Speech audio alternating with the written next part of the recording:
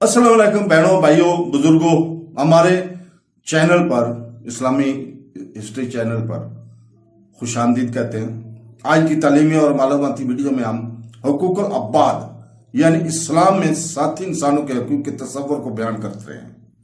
इन असूलों को समझना हर मुसलमान के लिए जरूरी है कि वो फरका वराना बंधनों को मजबूत करे और एक मुनसिफाना मुआशरे को परवान चढ़ाए।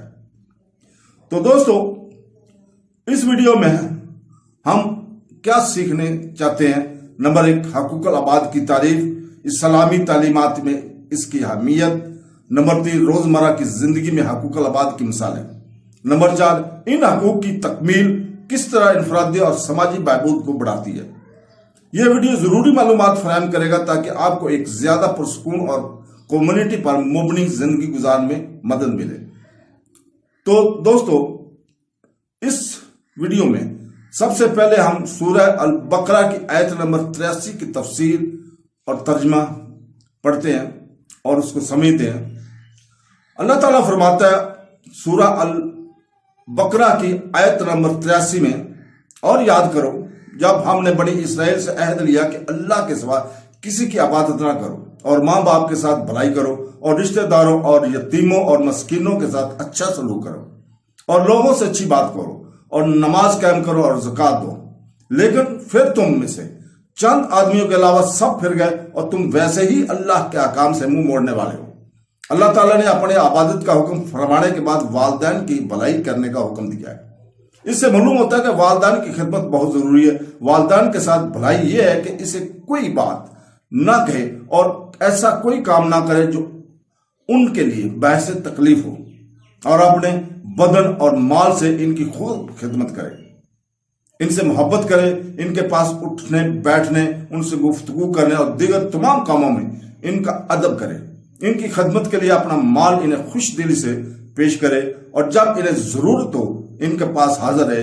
इनके वफात के बाद इनके लिए सवाल सवाब करे, इनकी जायज वसीयतों को पूरा करे, इनके अच्छे ताल्लुकात को कायम रखे। वालिदैन के साथ भलाई करने में यह भी दखल है कि अगर वो गुनाहों के आदी हूं या किसी बद मजहबी में गिरफ्तार हूं तो इनको नरमी के साथ इस्लाह और तकवा और सही अकायद की तरफ लाने की कोशिश करें। हकूक अल-अबाद में सबसे मुकद्दम माँ बाप का हक है, फिर दूसरे रिश्तेदारों का, और फिर गैरों का। गैरों में ये 3 सबसे मुकद्दम है, फिर दूसरे मसाकिन। इस आयत में वालिदैन और दीगर लोगों के हकूक बयान करने से भी मालूम हुआ कि दीन इस्लाम में हकूक अल-अबाद के बहुत ज्यादा अहमियत है। बल्कि हदीस में यहां तक कि हकूक अल्लाह पूरा करने के बावजूद बहुत से लोग हकूक अल-अबाद में कमी की वजह से जहन्नम के मुस्तहिक होंगे। जैसा कि सही मुस्लिम में है, हजरत अबू हुरैरा रज़ियल्लाहु ताला अन्हु फरमाते हैं कि तुम जानते हो कि मुफलिस कौन है। साहबा कराम रज़ियल्लाहु ने अर्ज की, हम में मुफलिस वो है जिसके पास दिरहम और साजो सामान ना हो। आप सल्लल्लाहु अलैहि वसल्लम ने इरशाद फरमाया, मेरी उम्मत में मुफलिस वो है जो क़यामत के दिन नमाज, रोजा और ज़कात वगैरह अहमाल लेकर आए, और इसका हाल ये हो कि इसने दुनिया में किसी को गाली दी थी, किसी पर तोहमत लगाई थी, किसी का माल खाया था, किसी का खून बहाया था और किसी को मारा था। तो इनमें से हर एक को इसकी नेकियां दे दी जाएंगी और इनके हकूक पूरे हो जाएंगे। और पहले अगर इसकी नेकियां इसके पास से खत्म हो गई तो उनके गुनाह उस पर डाल दिए जाएंगे, फिर इस जहन्नम में डाल दिया जाएगा।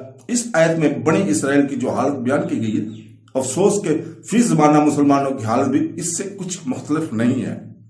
काश कि हम भी गौर करें कि मुसलमान होने की हैसियत से कलमा पढ़कर हमने नमाज, रोजा, ज़कात, हज, अतात अलाही, रसूल पाक सल्लल्लाहु अलैहि वसल्लम की अतात, हकूकुल्लाह और हकूक अल-अबाद की अदायगी की पाबंदी की जो अहद अल्लाह ताला के साथ किया हुआ है, क्या हम भी इसे पूरा करते हैं या नहीं।